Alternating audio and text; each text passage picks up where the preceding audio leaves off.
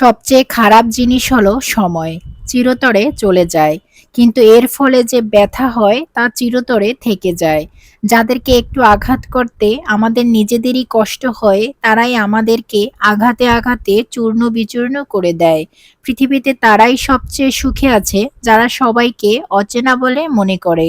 যখনই আপনি মানুষকে চিনতে যাবেন, বিশ্বাস কিংবা ভরসা করবেন, তখনই আপনি ঠকতে শুরু করবেন। পৃথিবীতে সবচেয়ে কঠিন কাজ হলো মানুষ চেনা।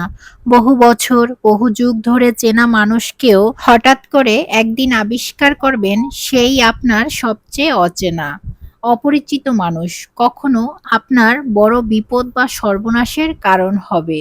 বরং সর্বনাশের পিছনে দায়ী মানুষটাকে ভালো করলে লক্ষ্য করলে দেখবেন মানুষটি আপনারই চিরচেনা। সত্য সবসময় অচেনা মানুষের মতো।